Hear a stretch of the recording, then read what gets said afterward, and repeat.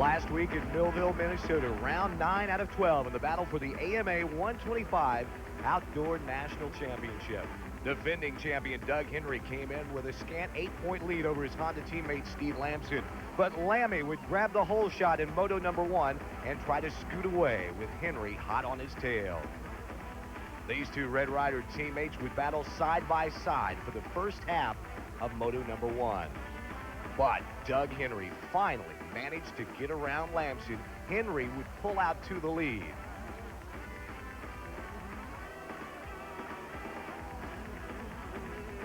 Further back in the back, Ryan Hughes crashed on the first lap, lost a fender. He came into round 9 trailing Henry by only 19 points in the battle for the national championship. Rhino would battle back, but look at Jeff Emig. He caught fire during the second half of moto number 1. Gets around Steve Lamson first and moves into second place. And then Emig, Mr. 125, would set his sights on the leader, Doug Henry. A few laps later, the same part of the track. Once again, Emig going to the inside.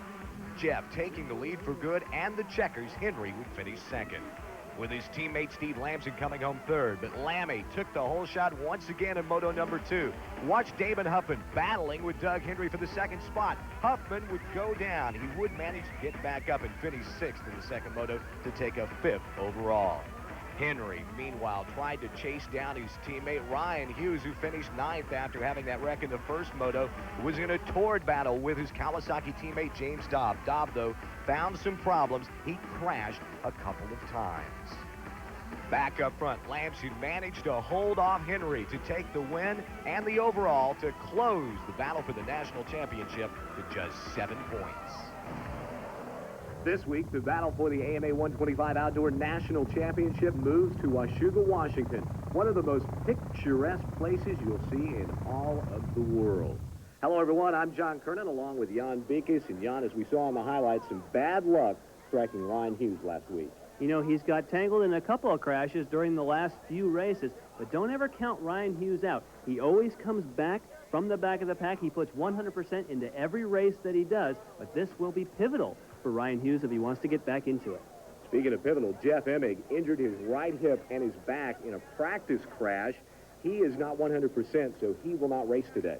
You know, Jeff Emig was one of those guys that was trying to come back from a slow start at the beginning of the season. He thought he could come back to win the series. That obviously now has got to be in question. Well, he's not racing today, but he is here at the course, and he's standing trackside with Jerry Bernardo. All right, get in on this. I always have to tell the truth. I just come upon Jeff. He's signing some autographs and stuff. So I grab him by the shoulders. You know the old, hey, kid, how he's going? He goes, ah! This guy took a really bad crash yesterday. I didn't know it because I just got here last night. Quote, unquote, you told me you're all jacked up. You showed me your back's all cut up. What happened? I was riding at a racetrack down in Oregon yesterday morning, and I went down on some asphalt-like dirt. I went down pretty hard, and I landed on my hip, you know, and I got a whole bunch of abrasions and everything, but that's not the problem. Tried riding a practice this morning, and I just had no strength in my hip, and it's all numbed up, and I can't feel it. You know, no good. Okay, so you said you were at the hospital, like you were all shaked out last night. You and Buddy Antonez went to the hospital like 4 in the morning. They were checking you out? Well, yeah. When I went to sleep, I started getting the shakes and stuff really bad. You know, and it kind of, you know, it actually, you know, like it kind of was scared me. You know, I didn't really know what was happening. And my good friend Buddy Antonez was with me, and he took me to the hospital. So, and we was there till about 3 in the morning. So it looks like you're walking around now, but you're just here because you're here. You're not feeling too good. You made the decision. You tried riding this morning, but there's no way, you know? I mean, that's the smartest thing to do. You don't want to make it worse. Yeah, well, I tried riding this morning, you know. I came out here with, you know, with all intentions of riding the race today and riding it 100%. And it wasn't bad when I was standing up, but when I was sitting down through the corners, my hip was really sore. And, you know, so I made the decision. I told Keith, you know, I said I can't ride 100% today. And, you know, and this definitely isn't what I want to give the Washougal fans, you know, after they've given me so much, you know, the last couple of years by winning 4 motos in a row. You know, I'm not going to go out, you know, and give my fans, you know, 60% because that's all I can do today. Wow, Jeff Hennig really hurting. But we are getting set for the start of Moto number 1 here at Washougal.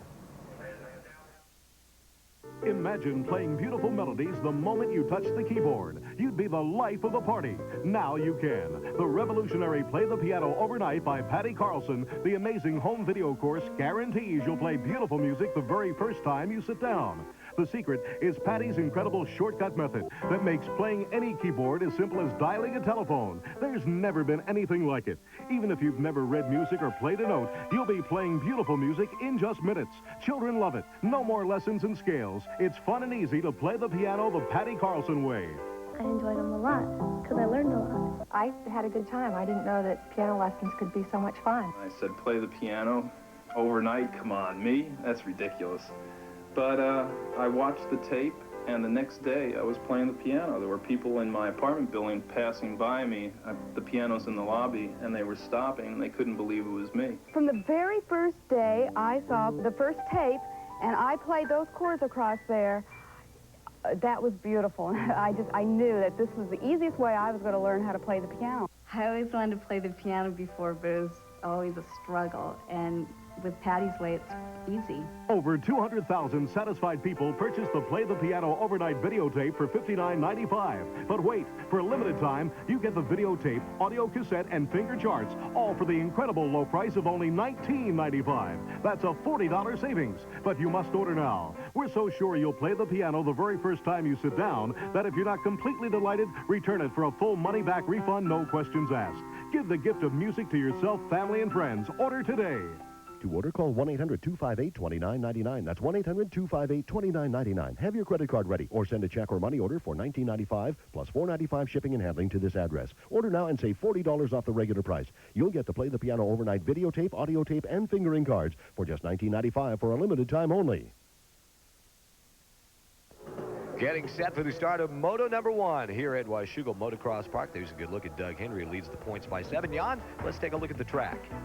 John, you talked about this being one of the most beautiful tracks on the circuit. It's also one of the fastest. There's great traction here because it's up in the northwest, it's damp, and these guys can really squirt off the corners. Is there one rider in particular you might favor here? Well, we'll have to find out here in a second. You're not going to commit. Oh, some contact there at the beginning. It was a Honda. I'm not sure if that might have been it. It was Doug Henry is mired back there. Back up front, Ryan Hughes gets the whole shot. David Pingree is also in there, off to a good start. But Jan, look at Rhino. I tell you what, we talk about the points and how he's only 19 points behind Doug Henry. Henry is way back. Rhino's out front. We talked about Ryan Hughes needing to get a great start. This was a pivotal race for him in the championship, and he's pulled it off, especially now that we know that Doug Henry got a real bad getaway.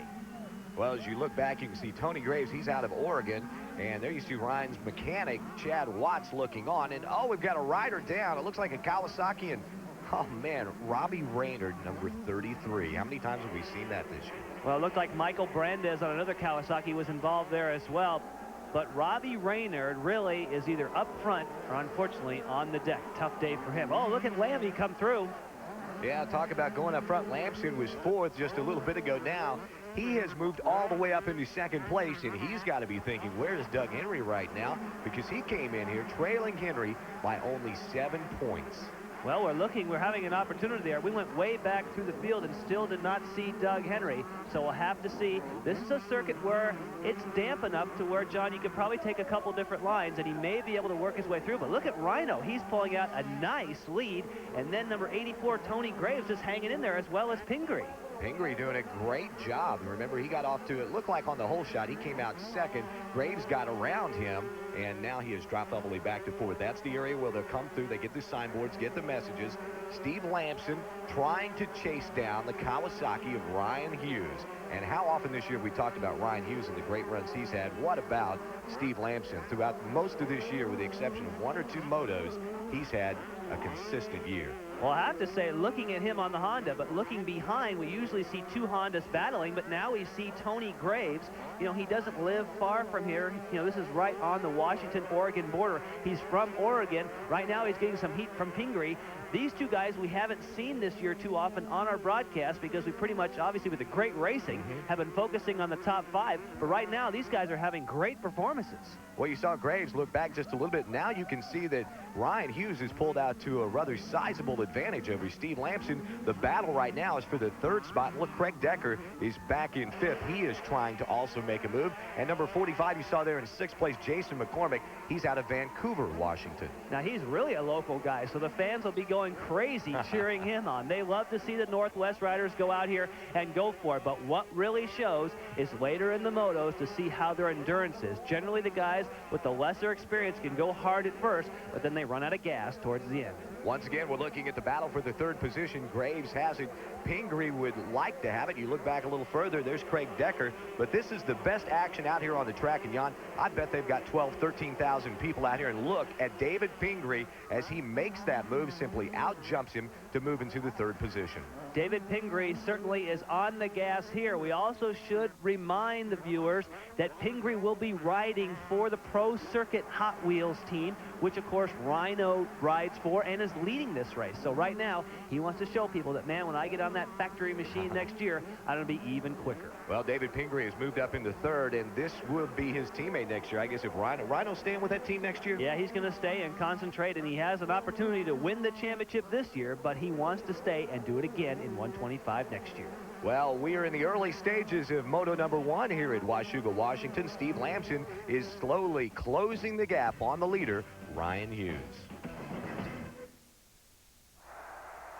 It's tough being a fan when your team isn't the home team, especially when I try to find coverage of my favorite team in the local paper. I'm lucky if I can find last week's score. But if you're like me, you'll be happy to know there's one publication that'll make you feel right at home. The Sporting News. You'll love the Sporting News, no matter what team you love, even if it is the home team. Call this number now and get 4 issues of the Sporting News free. You'll get opinions and analysis, team-by-team reports, and coverage of all the college conferences, plus baseball, basketball, and hockey all year long. Call now and you'll get 4 free issues of the Sporting News. If you like them, you'll get 24 more issues at this great TV price. If not, just mark the bill, cancel, and owe nothing. The 4 issues are yours to keep. So call now for the Sporting News, the publication that treats every team like the home team. Call now and you'll get 4 great issues of the Sporting News free. Call 1-800-233-0500 now.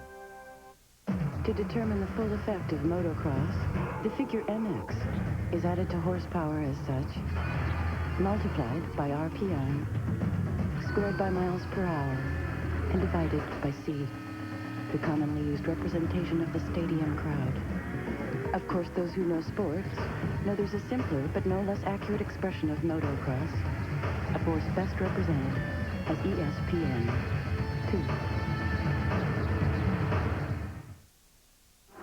Ryan Hughes continues to lead things, but Steve Lamson is slowly closing the gap. And, Jan, I have to correct myself once again. I said that Rhino was only 19 points behind Doug Henry. Well, he's actually 31 points behind Henry. He's in 3rd place, 24 points behind Steve Lamson.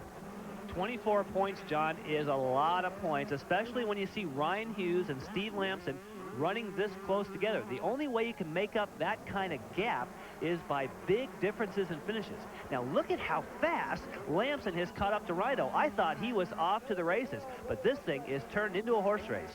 Well, maybe Ryan Hughes is just kind of pacing himself. He might have slowed down just a little bit, but Lammy closing the gap. Let's check in to Rhino's pit with Jerry Bernardo. Chad, when Rhino took off out front, I kind of turned to my producer and I go, man, he's going good. I don't know if Lammy's going to catch him 4 laps into it. Lammy's right on him. What do you think about that stuff? Well, Lammy's a good rider, and he'll stay aggressive. He's really in good shape, so he's going to push Ryan to his limit, and I just hope our limit's a little bit further than his. That's going to make for good racing here at Washougal, wouldn't you say? Yeah, these two should put on a good show, and hopefully we'll come out on the better end. I mean, I didn't mean to diss Lammy because I know he's good, but Rhino's really fast too. But we like to see good racing, and we got one going now. Yeah, I like to see good racing, but I like to win also. Well, I'm glad you told me the truth. Thanks.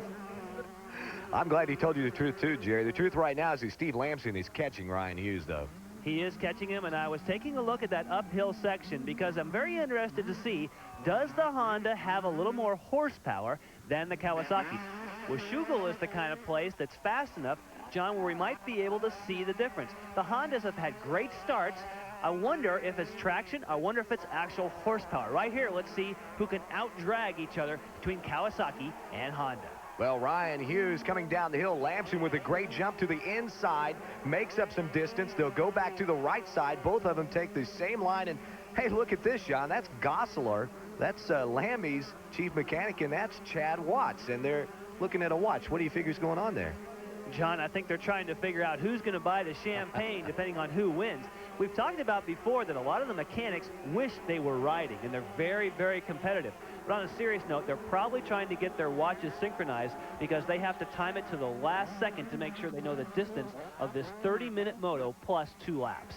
Well, right now, the distance between first and second is very, very close. In fact, just 1 bike length. Ryan Hughes managing to hold off Steve Lamson right now. Lamson trying to get himself back into the points lead. Remember, he took the points lead after the second event earlier this year at Hangtown, held on till just a few weeks ago. Rhino also had the lead, but now Doug Henry, the defending national championship, has it. And look at Lammy making up some distance there on the whoops.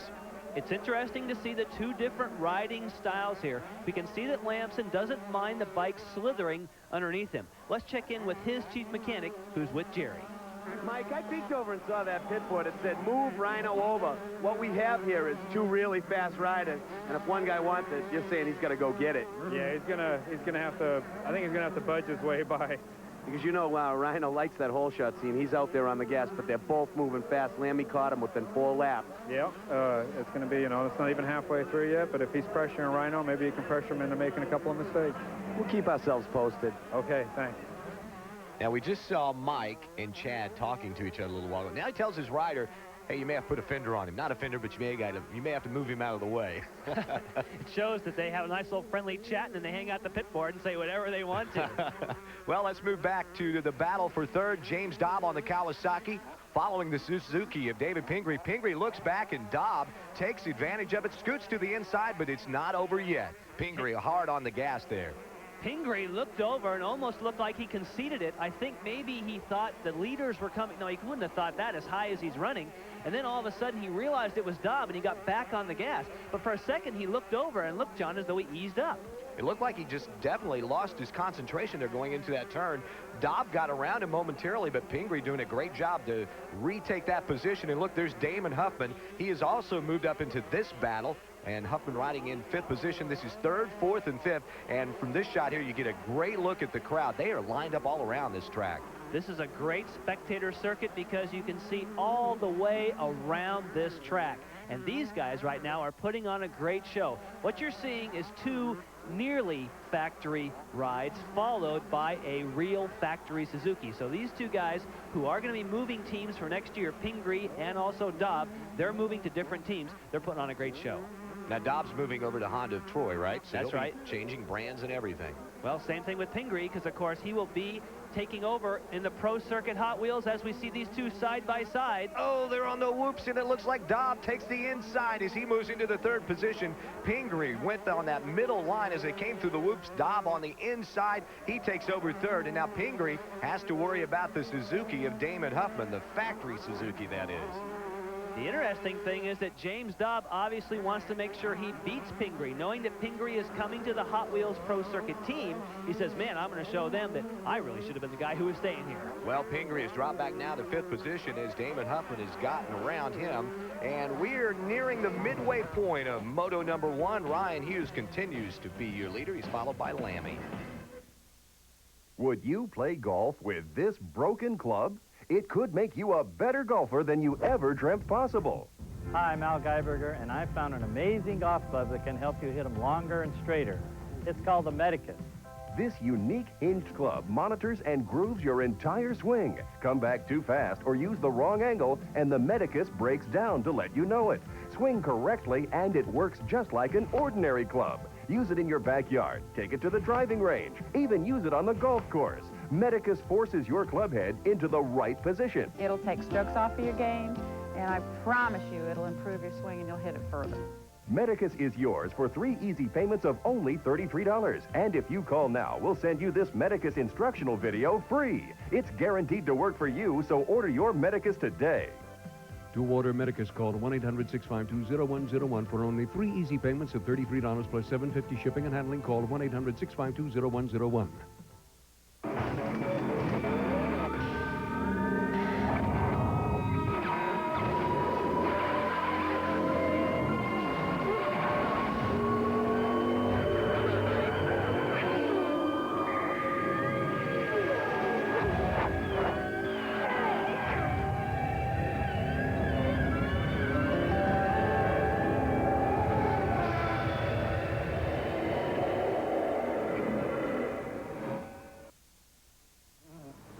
Just past the halfway point at Washougal, Washington. Jerry Bernardo down in the pits. Jan Vikas and John Kernan up here in the booth. And down on the track right now, Ryan Hughes continues to lead Steve Lamson. And Jan, it looked like Lammy was closing the gap, but right now that lead has sort of stabilized. I think what he's doing is he's trying to pace himself, that is Lamson, and he's trying to every once in a while put a big charge in, save some energy, and go after Ryan Hughes, because I think he's realized he doesn't have the speed to get by Rhino, but what he does have to do is close in, make him nervous, start him getting a pit board that says, hey, he's right on you, go for it, and then hope that Ryan Hughes makes a mistake. I hope we get to see that same shot again, that overhead shot. You could see the different lines, and you could see just exactly how much time going into that turn that Lammy made up with the different line that he took. You know, you were talking about power just a little bit earlier, Jan. Now, with this type of a track, you get a lot of traction, so that's where the horsepower really comes into play. We have seen here that the Kawasaki and the Honda has stayed about the same distance. But talking about power, a lot of people wonder, well, how much power does a 125 have? Just in rough terms, they won't tell you exactly for obvious reasons, about 34 horsepower, and they only weigh about 194 pounds. I say about. That's the minimum weight that you can have on these bikes. Now, to contrast that to a 250, a 250 has a little over 50 horsepower, but then weighs quite a bit more at 250 pounds as a minimum weight. As they come over the whoops, Lammy makes up just a little bit of ground. Back to horsepower. What is it? 1 horsepower equals the power of 13 men. Is that right? Yeah, something like that. So 34, 35 times 13. That's about 400 men out there pulling one of these motocross bikes around. That's something else, isn't it? Well, you're in the wrong field, John. That was some quick addition. I'm going to have to check that after the show and see if you got that right. Yeah, I need a calculator to see if that's correct. It's somewhere in that 350, 400 men range. Well, this guy, obviously, Rhino, that's why they call him that, because he's handling that 350 or 400 men that you need to handle those horses in a very nice way. Now, the difference in weight between the 250-pound bike and 194-pound 125 makes a big difference. And these guys, particularly Lamson, has done a lot of riding on a 250. So for these guys, that lighter weight 125 is a lot easier to ride. Yeah, I can attest to that. I tried 250s and 125s, and I enjoyed riding the 125 even better. Maybe it was because it had less horsepower, and I just couldn't handle all those horses. That could be it, John, and that's why, of course, we're in the booth and not doing what these guys are doing. Oh, we got a battle shaping up here for the lead. Lamson goes out on the berm, tries to get a bike coming up the hill. He pulls alongside momentarily, but Rhino's going to hold him off as they come off that jump and try to land in about the same spot. Rhino doing a great job there, and there's that overhead shot, and once again you can see Lammy makes up some ground by taking a different line, Jan. I think they'd have to pay the old camera guy some hazard pay for that one. He's way up on top of a scissor lift, but man, we're getting some great shots. Looking back, we can see now Dobb and that's Huffman following him. They're in contest. They're in a battle for the third spot. Dobb goes to the outside and Huffman to the inside, but he doesn't make up any ground right there. But James Dobb being very impressive. It seems like last year he came on toward the end of the year with some impressive runs. Well, he was quick at Unadilla, and of course now that he's moving to Honda of Troy, and of course Ryan Hughes doing so well up at front, his teammate, wow, look at that. Damon Huffman not only blows by him on the whoops, but then in the air tears one of those tear-offs. That was a great move on Huffman's part. That was probably one of those factory horsepower moves you just saw right there. We are on the final lap, and you look at the distance that Ryan Hughes now has put on Steve Lamson. Now, we mentioned the points. Lammy 7 points behind Doug Henry. Now, Doug Henry has consistently worked his way up into the top 5 now. In fact, I believe he's running 5th or 6th now as we are on this final lap. Henry got off to that bad start. So Rhino trying to make up some points. Also, Lammy trying to make up some points. Lammy had a 24-point lead on your leader right here in the battle for the second spot in the national championship. But it looks like Ryan Hughes going to be his way in this first moto. Well, this is a godsend for Ryan Hughes. He needed something to happen to Henry, and he needed to win to get back in this championship battle. His mother is here watching him. If you watched our feature early in the year, you know that his dad was lost to cancer this year. He's dedicated the season to his father, but now it looks like his mother here, who doesn't get to all the races, as I mentioned, will get a chance to see her son, Ryan Hughes, win today. Well, he won earlier this year at Unadilla with a clean sweep, 1-1. Those were the only 2 outdoor motos he had won this year. He's looking to wrap up his 3rd moto victory of the season, and who knows, maybe he can go on and win his 2nd overall of the year. And if he does that, that means we'll have 5 riders with 2 overall. No one really dominating the 125s right now like Emig and Henry did last year. It has been a great championship, and it is not over. And we had, really, if you were going to have a storybook finish to the championship, right now that's being played out. Well, Ryan Hughes in the final few hundred yards, I should say, waves to the crowd. Steve Lamson trying to make up the distance, but just cannot do it. The checkered flag is out. Ryan Hughes comes away the winner in Moto number 1. He's followed by Steve Lamson, Damon Huff, and James Dobb. And look at Doug Henry. He rallies back after that terrible start to finish in the top 5. As you take a look at the rest of the top 10, Jerry is standing by with our winner. Rhino, that was a badass race. I don't know if you could say badass, but I just said it twice. You've got the whole shot and you let it out there. Lammy got up behind you. He just couldn't put the package together. He went right, he went left. Tell me how you did it. Yeah, I got the whole shot. I got a lead, and Lammy pushed it to get behind me. I could tell he was pushing it pretty hard to get up behind me. He got there, and he had a couple good lines, and I picked up on a little bit of them. And I just rode my own race. You know, I just went out there and said, hey, this is fun. You know, I was laughing out there because Lammy's a good rider. I know he's not going to take me out, so, you know, I had a lot of fun out there. Good, clean race at Washougal. How'd the track? Track's great. You know, you couldn't ask for better tracks. Loamy, no dust. You know, it's fun. So I'm looking forward to second moto. Okay, how about this? The blatant wave up to the family right up here. A strong run for Ryan Hughes, also a strong run for Steve Lamson. He put the pressure on, but just could not get Hughes to make a mistake. Lammy is now with Jerry. Lammy, until you just wiped off your head, you look like you were out there doing some landscaping. What happened? I kind of got off to like a 4th place start, and then I got on Hughes probably 3 laps into it and just balled the whole time. It's so hard to pass out there.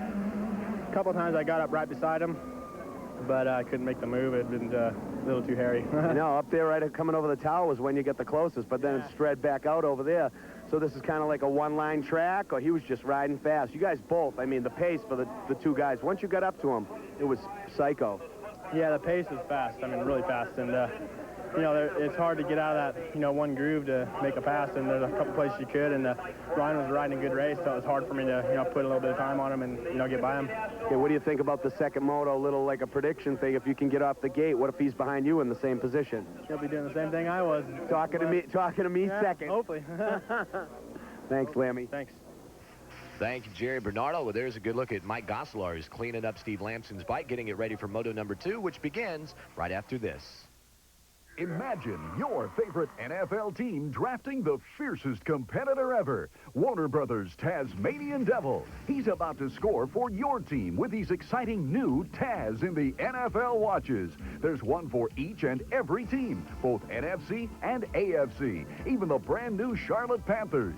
That's 30 exciting designs in all. Each watch features an accurate Swiss quartz movement, water resistance to 100 feet, an Action Taz NFL team logo, and a unique football second head. Taz fever is sweeping the country, so score big with this special TV offer, only $29.95. It's a devil of a deal, so pick your favorite NFL team and order now. Call toll-free 1-800-233-0500. That's 1-800-233-0500, or send $29.95 plus shipping and handling to Taz NFL Watches, P.O. Box 121, Plainville, Connecticut, 06062. Talk some baseball right here on Talk 2. Pick up the phone, give us a call right now.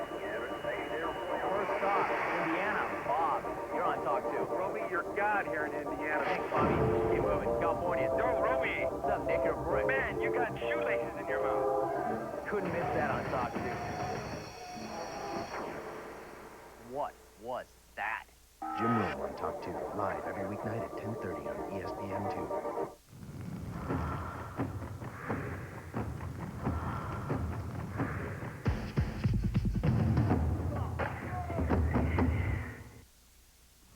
Back at Washougal Motocross Park, getting set for the start of Moto number 2. And Jan, you talk about horsepower. It really pays off here. It does. We found out after that moto, Doug Henry had too much wheel spin last time. That's why he didn't get off the gate well. Let's see what the Honda riders do this time. Well, it looks like Lamson pulled it off.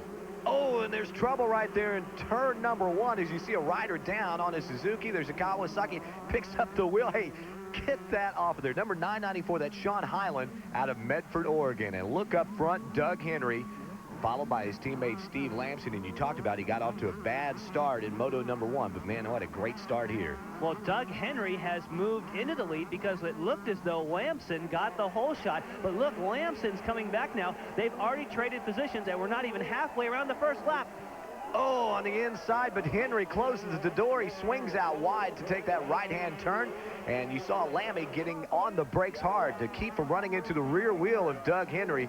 Man, these guys, whenever they get together, and look, there's looks like a Yamaha on the outside. That's Chad Pedersen, I believe, but battle up front, side by side. Lamson retakes the top spot.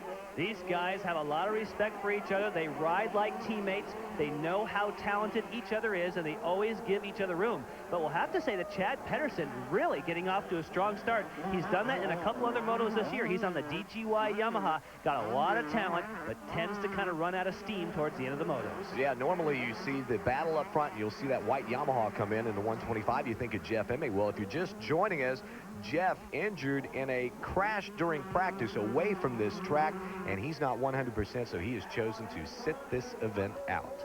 Now, by sitting that event out and by seeing these two Honda Red Riders just take off and leave, there we see Huffman and Hughes. Wow, look at David Pingree, man. He's having to tame a bucking bronco there. Boy, what a great shot as we go back through the field over the whoops. But you talk about the points, and you see where the Honda riders are, and Emig, by missing this, he's pretty much out of the battle. Look at that. Focus forward. Mike Gosselar telling his rider, Steve Lamson, focus forward. And I think that was Chad Watts with a little message, something about flowing. Yeah, I think it said, flow, don't wait. So obviously Rhino is going to say, okay, I'm not going to wait. I'm going to go for it. But you see, you don't want to do it and get tight. Flow means just be loose on the bike. Don't expend too much energy yet. Oh, he's gotten by Pingree. So here comes Ryan Hughes. Ryan Hughes moving into 4th place. He won the first moto today, looking to wrap up the overall. But I tell you what, with Doug Henry finishing 5th in the first moto and running 2nd now here in the 2nd moto, it's going to be tough to make up some points on him. Well, Lamson certainly is the guy we want to keep our eye on because, whoa, look at Ryan Hughes get a little bit crossed up there. That's what you mean by flow. Just let the bike go where it wants to, and then just use, John, have you figured out your figures how many men power it takes to tame these babies yet? Well, I did it, and it's 442. So you were pretty close. Yeah, you were close. I was off 10%. That's good enough for government work. And, of course, if you did just join us, that's because John figured out it takes 13 person power for every horsepower, and these 125s have about 34 of those horsepowers put into the ground here. And at this track, they get tons of traction. Person power. I guess that's the politically correct way to determine. You right? got it. Okay. Ryan Hughes down there running around in 4th position as he looks to chase down Chad Pedersen on the DGY Yamaha. But Pedersen, who's done a great job, he got off to a great start, and he is maintaining that 3rd spot pretty well up front. Steve Lamson has pulled out to just a little bit of a lead over his teammate Doug Henry, but this looks like the good battle on the track now. It's for 4th place. Now we look that Doug Henry has closed the gap somewhat. You see the fans waving the Homer hankies, telling Henry to get on the gas and to catch his teammate. He wants to get up there and make up for that lost time that he had in the first moto. But these two guys, as we already mentioned, they know each other's riding styles perfectly. And right now, it's going to all come down to strategy. We'll find out what happens after this. Football fans, get ready for the 1994 NFL season. With Sports Illustrated's exclusive NFL Team Kickoff Kit. Free with your paid subscription to SI. Just tell us your favorite team. Cowboys! Packers! 49ers. And we'll give you more than ever before. This is incredible! I love it. Your Team Kickoff Kit starts with your official 1994 team video. A free Cowboys video? Free Browns video? If I got a free Giants video, I'll be the luckiest man in the world. Oh, man! Where can I get it? It's an inside look at your favorite team. Brought to you as only Sports Illustrated can. And ain't no surprise! From end zone to end zone, you'll find out what's in store for 94. Football, baby! Football! Your Team Kickoff Kit also brings you this authentic NFL team cap. Free. Free? Oh, yeah, free. Yes, I do, sir. It's a great cap featuring your team's official colors and logos. Call now and you'll also get special bonus coverage of your favorite team in Sports Illustrated. Just tell us your favorite team and we'll include a bonus section on your team's division throughout the NFL season. That's the Bills coverage. We need it, baby. More Bears. The more Cowboys, the better. Free extra coverage for the Packers? I'd sign up right now. Give it to me. It's an unbelievable football package that no real fan can be without. Call now and get your official team video, hat, and special bonus coverage in SI. Best of all, your kickoff kit is free with your paid subscription to Sports Illustrated. Call now, use your credit card, and you'll get 54 issues of SI. including the swimsuit issue, for only $1.47 an issue. You save over 50% off the cover price. And your incredible team kickoff kit is free. Yeah. Where's the number?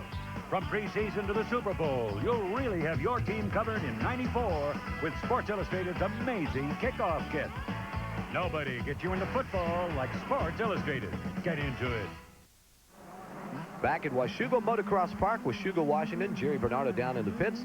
John Kernan and Jan Beekes up here in the booth. And you look back in third and fourth, it's Ryan Hughes who won the first moto, riding along in third, followed by Damon Huffman, who is fourth. And Chad Pedersen, Jan, has faded back after running third. He has dropped back to the fifth spot. Well, we talked about the fact he gets great starts, but doesn't have the same kind of conditioning that these two Red Riders do. Right now, Doug Henry is going after it.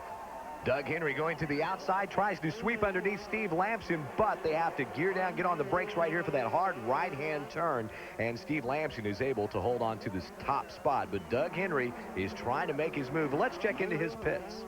Pete, we got a good race going. Lammy's out front, and we got Doug right behind him. Doug tried to make the move over this little hill right here. We're going to have a good race going on. What do you think's going on with Doug? I'm sure he wasn't as happy about the first moto. No, he was slightly disappointed, but he never thinks about the race day. He thinks about maybe the big picture.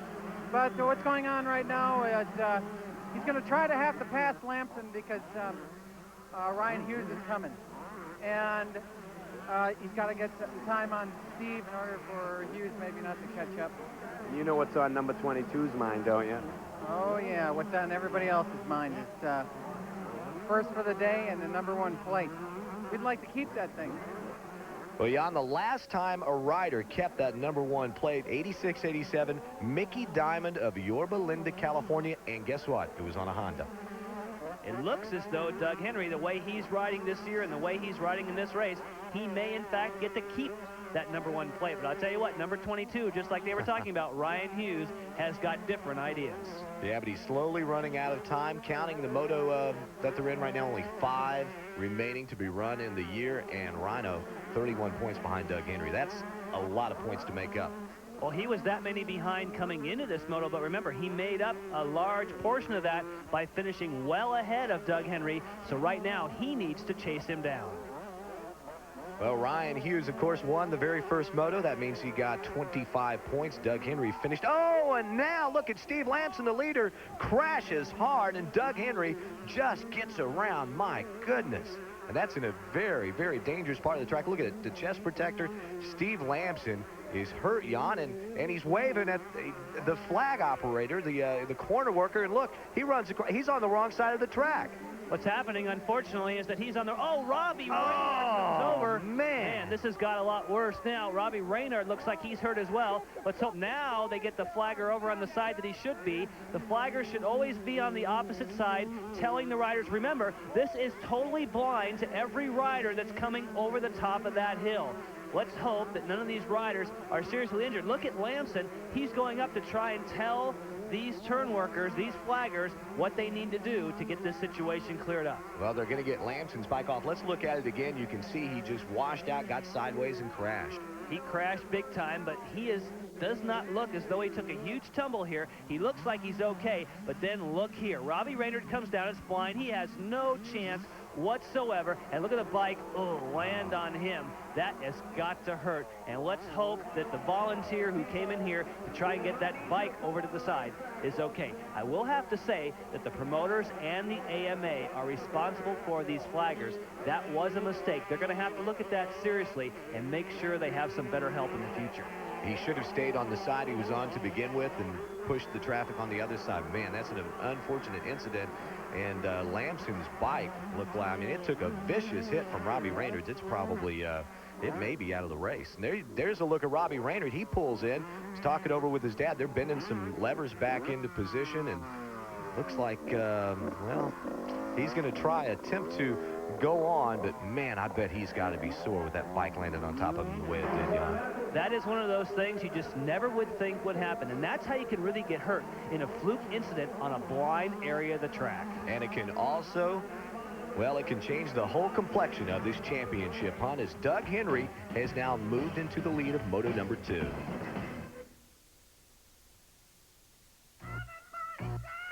Turn up the heat with the ultimate dance beat. Kick it out.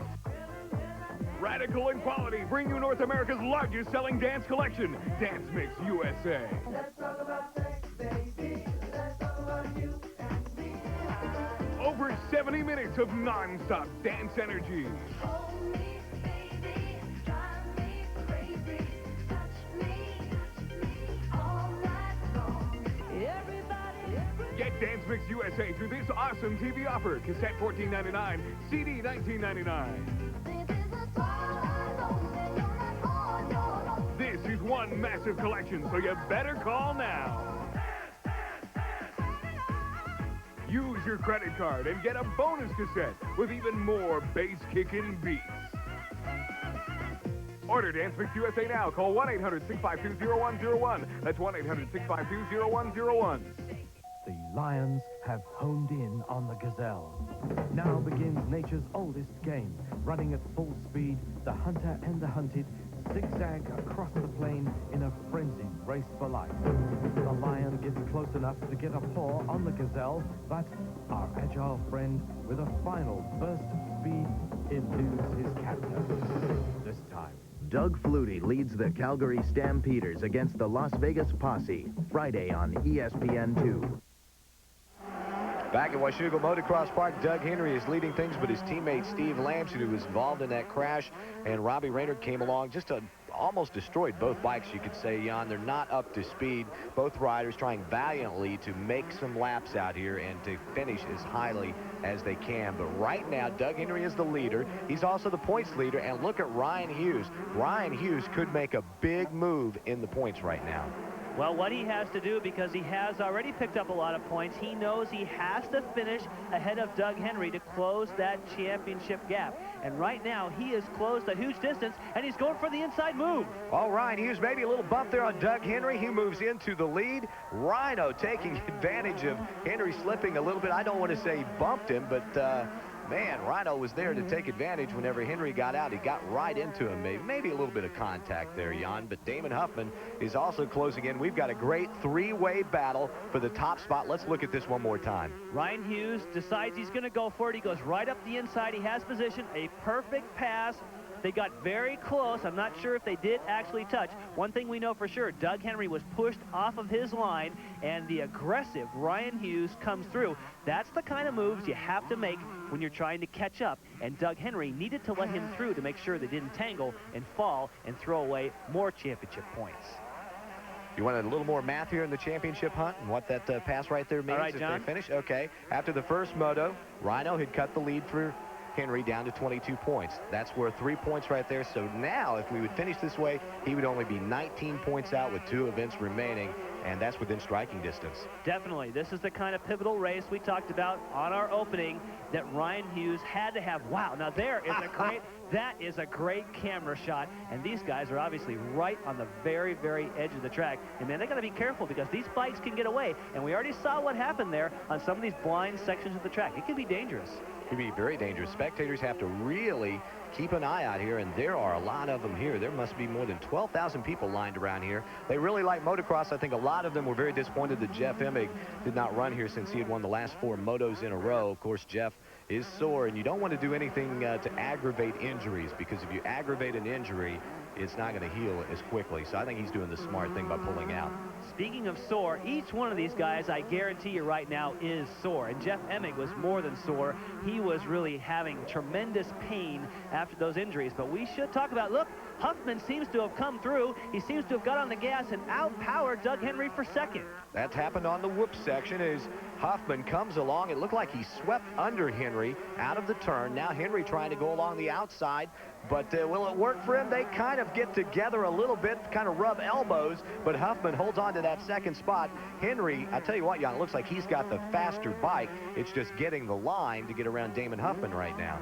I think that Doug Henry does have to think championship. He is getting in there. He's making contact. He's going for it hard. We can see on replay, he has already been passed, but tries as hard as he can not to give up the position. You even saw a lapped rider saying, man, I'm getting out of the way of these guys. They are setting a torrid pace up front. We saw Doug come in there and lean in with the elbow. Is that the old 4 wheels are better than 2 going into the turn?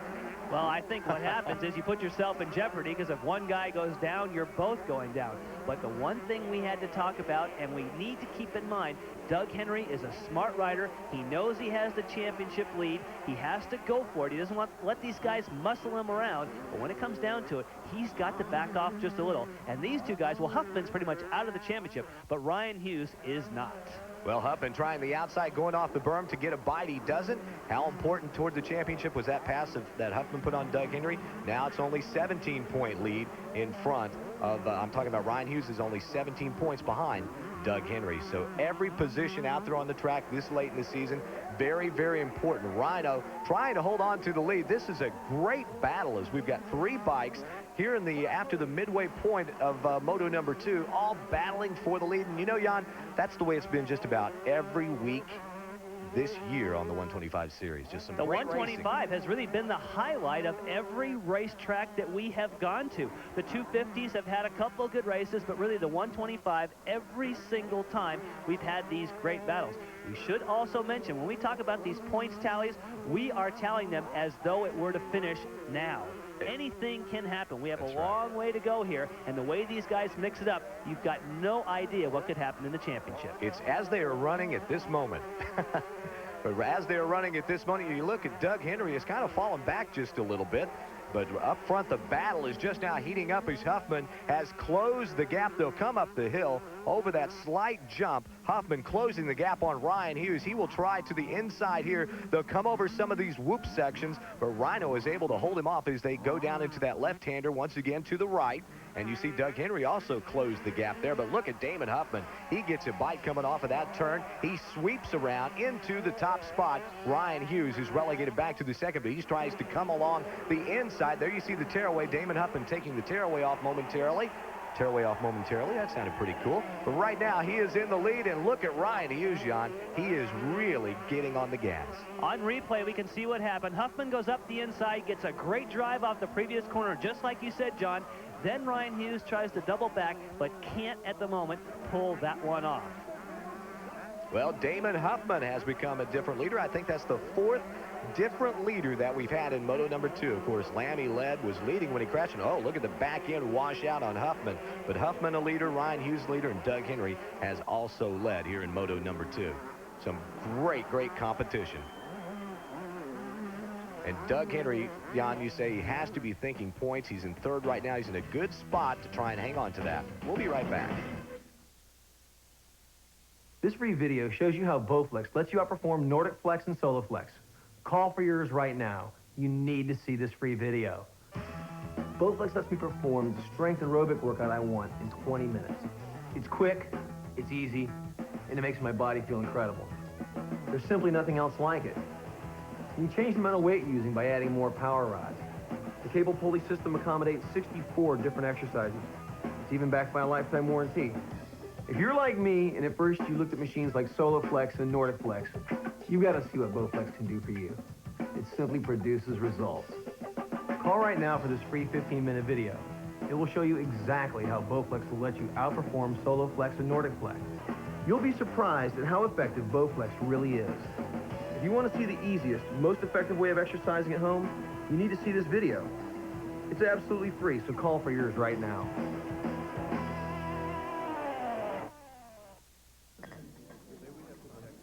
Society says beating on things is unacceptable behavior, except in the ring. Everyone wants to know what it's like, how it feels, where it comes from. A blow to the head, white flash, and a ringing sound in your ears. Welcome to the dark side. It's an interesting place to visit, but you wouldn't want to live there. That's why I box. Well, the clock is ticking, laps winding down here at Washougal Motocross Park. You get a good look there at Ryan Hughes and Doug Henry. They're in a tight battle for the second spot. Henry on the inside, but Hughes comes away with it. Now Henry trying to dive to the inside. He's got it. They clip wheels, and Ryan Hughes goes down. A crash for Ryan Hughes right next to his mechanic, Chad Watts. Chad Watts is trying to get him back on the bike. Now there's a turn worker. There's a guy that gets in there, gets the yellow flag where it's supposed to be.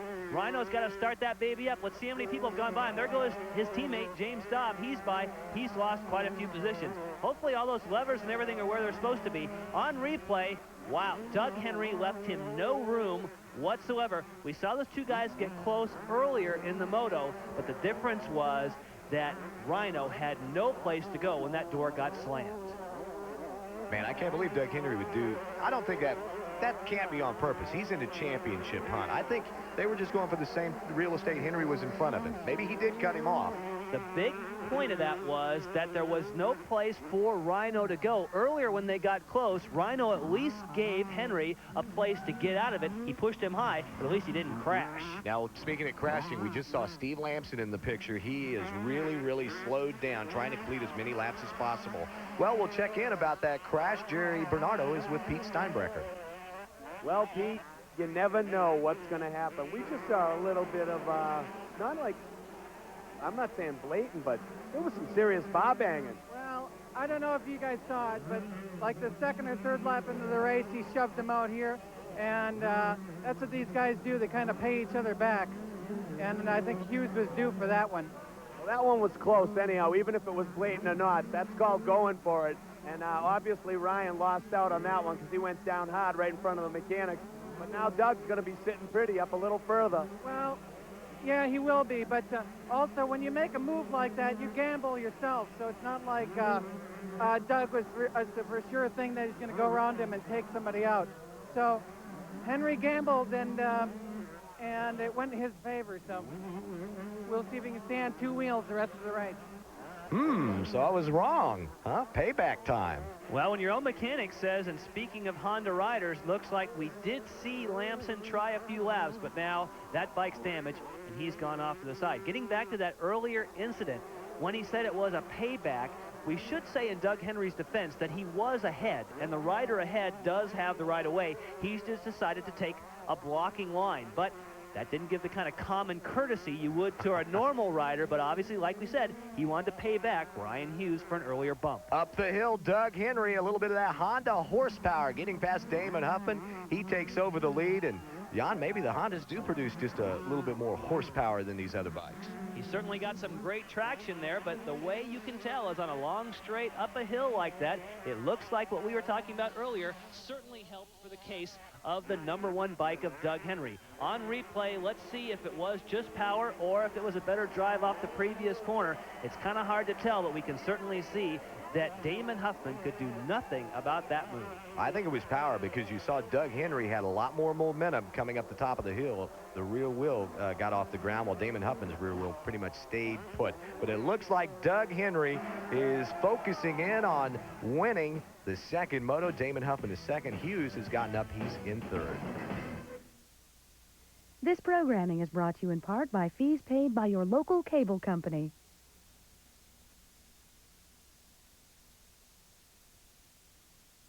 Get serious about motorcycling. Join the American Motorcyclist Association for serious fun and great benefits. Like American Motorcyclist, read the difference every month. Helping Hands, 8,000 riders and shops helping others in trouble.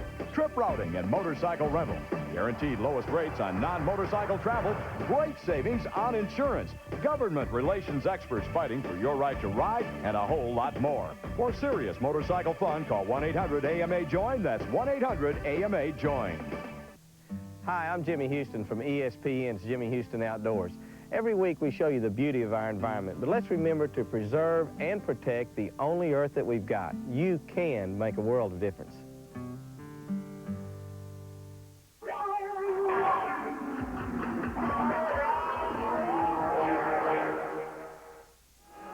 Jerry Bernardo, Jan Beekes, and John Kernan back at Washougal, Washington. We are on the final lap, and Doug Henry, the points leader, the defending national champion, the numero uno plate is out in front, Jan. Just before we went to commercial, John, you saw on the graphics there that Ryan Hughes, oh yeah, cross it up there. Ryan Hughes has moved into third, but not because he passed James Dobb necessarily by time on the track. Because they are teammates, the Pro Circuit team has been giving James Dobb the pit board, made him move over, slow down, and let Ryan Hughes come through because this championship fight is so tight. Trying to get every point, each position at that in the top 5 worth 2 points. Very, very important. But Doug Henry right now, if he can hang on, keep both wheels on the ground, will pick up 25 points for this moto victory. You couple that with the 5th place that he had in moto number 1, that's 16, so that would give him 41 points on the day, and that's what he needs to do. But not enough to get the overall. That will give Ryan Hughes, if things stay the same, Ryan Hughes on the Kawasaki will get the overall victory and will pick up at least some points on this man, Doug Henry. Well, if they continue to run the way they are now, Hughes will pick up about 4 points total on Doug Henry in the hunt for the national championship. But look at Doug Henry. He just coasts across the finish line. Checkered flag is out. Doug Henry, after a slow start in Moto 1, comes back to win Moto number 2. Damon Huffman comes home in 2nd place, followed by Ryan Hughes, James Dobb, Chad Pedersen with a great top 5 finish. And as you look at the rest of the top 10, Jerry is with the winner. All right, Doug, you were out there ripping it up. People were flying through the air right in front of all the mechanics. There was a push, a bump. Yeah. But that wasn't blatant. You're not like that. You're No, not about that. At all. You know, it was really real close racing. I probably had only a half a wheel on Ryan, and he had the inside. So, you know, it could have went either way. You know, because he had the inside line. If he kind of pushed me harder, I think he could have pushed me out of the turn. But I think he tried to push me out, and I think his bar got hung up on me, and there was nothing he can do, and he went down. Okay, you had a not quite as good of a first moto. A little disappointed. I was talking to Pete about that. Second moto, you came out strong and showed everybody what you had. Well, actually, I was happy with the first moto. You know, I got a bad start, but I moved up quick, and you know, I got 5th. But I knew if I got a good start, that I could go out there and, you know, at least finish top 3, hopefully win the thing, and that's what I did. Did you ever see what happened to Lammy? Because we never saw it when he went down. I almost hit him, as a matter of fact. He went over on going up one of the hills, and it was a blind side, and I came up over the hill, and he was laying. His bike was on one side of the track, and he was on the other side of the track. I don't know what he got up in, or I don't know if he's all right or what. Well, the points in this class are just bouncing around like Wall Street. Don't you agree? Yeah, I think they are, and I think I'm on top, hopefully. We'll find out. Somebody has some pieces of paper with something written down. But a couple of races to go. Yeah. Right down to the wire, or what? We'll see. Hope to see everybody there at Steel City. Well, Doug Henry gets a 3rd overall. Ryan Hughes with his 2nd overall victory of the season, followed by Damon Huff and James Dobb in 4th. Jason McCormick, a local rider, 7. Now, there have been words between Henry and Hughes. Let's check in with Jerry. You know, I'm really confused right now. I don't know what to say. There's a lot of controversy, politics. I tell you, go flying through the air. Why don't I just say that, and now you talk? Well, yeah, Henry made a good move on me. You know, he kind of came over a little quicker than I thought he was going to hit me, and I fell down. I came off track a little bit mad, but you know, I told him sorry, and, you know, it's racing, I guess. You know, someday it might happen to him, but, you know, I'm not going to do it intentionally. It's just clean, you know, it was just racing. You know, sometimes you don't make the best moves when you want to get in front of somebody, so, you know, I just have to wait till next weekend. Okay, apparently there's a little controversy amongst this overall scene, but the bottom line is you're the overall winner here at Washougal, and you were way fast. We all saw it here today. How do you feel about that? I wish I could have won the second moto, but, you know, that's what happens. But if I did get the overall, that's great. If I didn't, you know, I tried my best.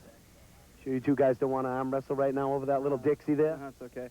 No, I just, you know, I told him sorry, and, you know, it's kind of my fault coming off the track mad, but, you know, I think he would have done the same thing if that happened to him, so, oh well. You know, this 125 class, it's full of action, and you never know who's going to be on the podium, right? Yeah, that's true. Today it's you. Yeah.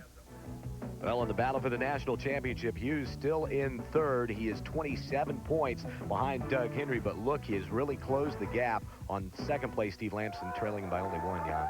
Well, this is not over yet. We've got some motos to go. You can see that these guys, anything can happen out on the track. We should also mention, when they're riding that hard, they've got so much adrenaline in their system. But now they're relaxed. They can spray the champagne, and everybody's friends. And anything could and probably will happen before the season ends. For Jerry Bernardo and Jan Vikas,